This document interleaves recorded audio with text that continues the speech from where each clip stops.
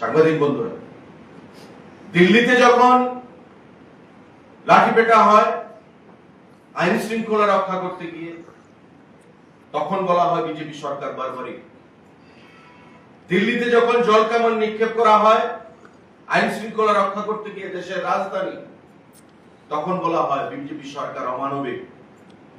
দিল্লিতে যখন water Canon ছোড়া হয় তখন বলা হয় বিজেপি সরকার ছাত্র বিরোধী, যুবক বিরোধী।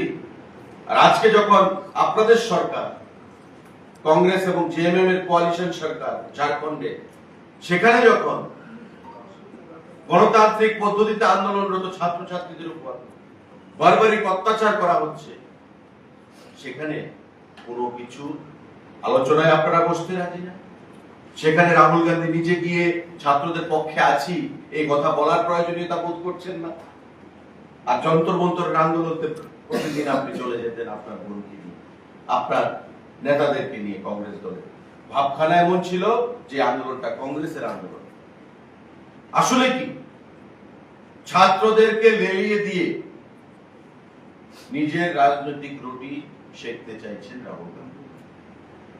ছাত্রদেরকে লেলিয়ে দিয়ে একটা এনার্কি তৈরি করে, অরাজকতা তৈরি করে আগামী দিনে ক্ষমতায় বসতে চাইছেন কংগ্রেস দল, রাহুল গান্ধী। দেশের মানুষ তাদেরকে বর্জন করেছে, দেশের মানুষ এই নেতৃত্বকে বর্জন করেছে।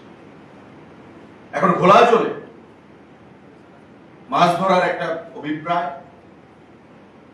এবং অরাজকতা তৈরি করে সারা দেশকে একের পর এক মিথ্যা কথা বলে মানুষকে বিভ্রান্ত করতে চাইছেন। কখনো বলছেন দিল্লির আন্দোলনে গুলি চালানো হয়েছে। আসলে দিল্লির আন্দোলনে একটি গুলিও পুলিশ থেকে, সিআরপিএফ থেকে বা প্যারামিলিটারি থেকে শান্তি রক্ষায় যারা নিয়োজিত ছিল তাদের কারোর কাছ থেকে একটি গুলিও ছোড়া হয়নি ছাত্র আন্দোলনকে দমন করার জন্য। কিন্তু কি বলছেন নতুন করে, যে দিল্লির আন্দোলনে গুলি ছোড়া হয়েছে। কখনো বলছেন অমিত শাহজিকে যে আপনি পালিয়ে বেড়াচ্ছেন, আপনি আলোচনা করুন।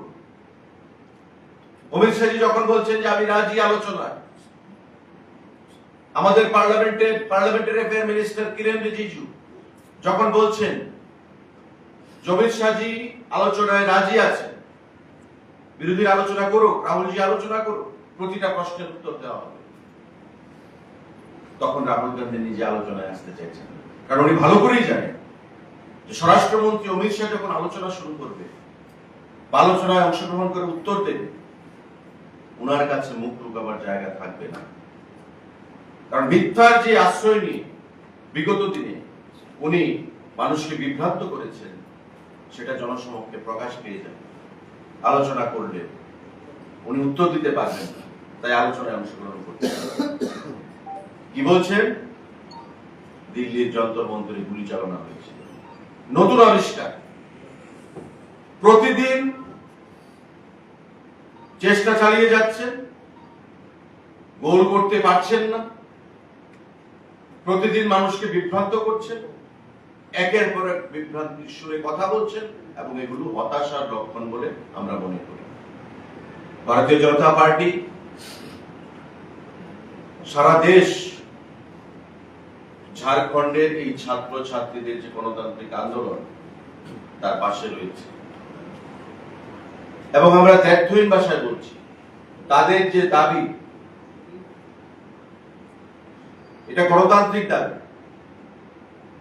তাদের যে দাবি, এটা আগামী প্রজন্মকে সুরক্ষিত করার দাবি। এবং এই ছাত্র ছাত্রীদের যে দাবি, সেটা দুর্নীতি মুক্ত প্রশাসনের জন্য দাবি।